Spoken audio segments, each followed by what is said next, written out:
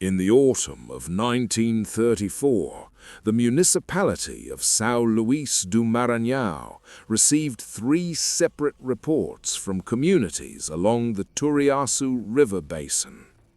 Each report described the disappearance of individuals under circumstances that defied conventional explanation. The incidents occurred over a period of 47 days. What connected them was not proximity, but pattern. The first case involved a rubber tapper named Sebastián Ferreira, aged 32, who failed to return from his designated collection route on March 14th. His family waited the customary 2 days before alerting the local administrator. A search party of 11 men traced his path into the forest using the blazes he had marked on trees.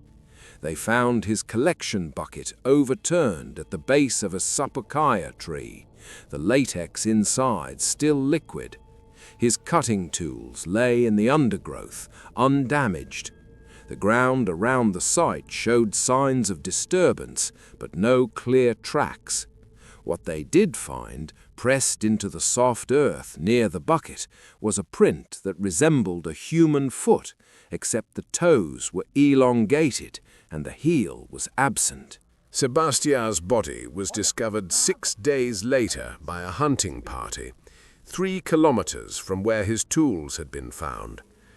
The remains were located in a shallow tributary, partially submerged. The condition of the body prevented the local physician from determining a clear cause of death, but his report, filed with the regional office in São Luís, noted extensive tissue damage consistent with prolonged exposure to water and wildlife. What he could not explain was the pattern of the wounds. The physician noted that certain injuries appeared to have been inflicted while Sebastião was still alive, and that the damage to the throat and chest showed a precision that suggested neither animal predation nor accidental trauma.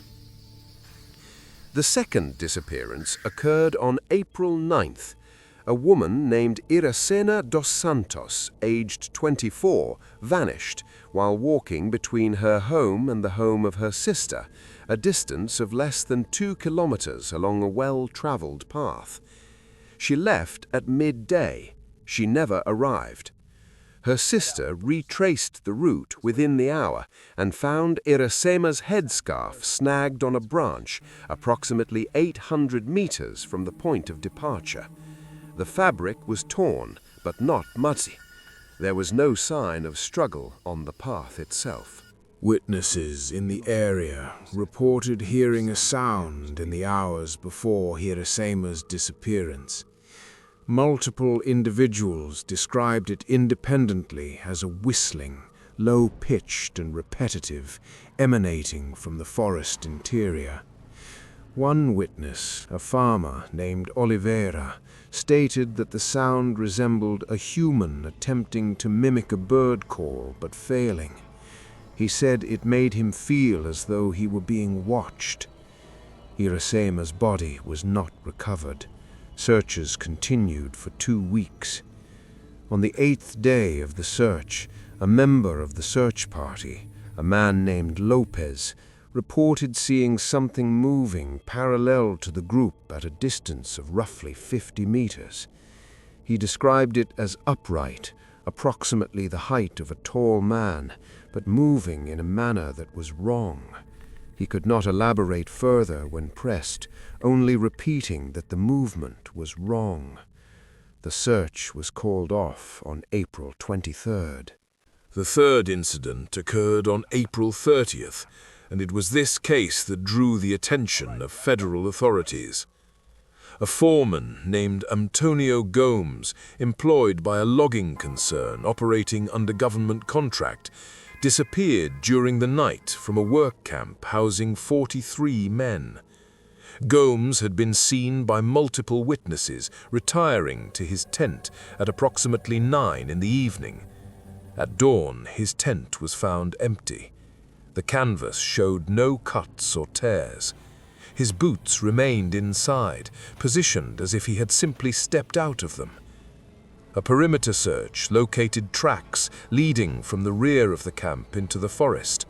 The tracks were identified as human, barefoot, and matched the size of Gomes' feet. They were followed for 200 meters before they became erratic, changing direction sharply and repeatedly without apparent cause.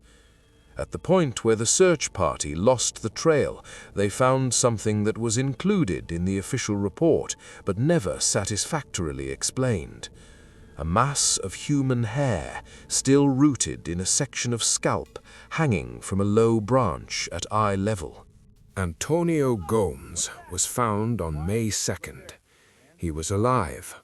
He was located by a different logging crew working a site 4 kilometers north of the camp.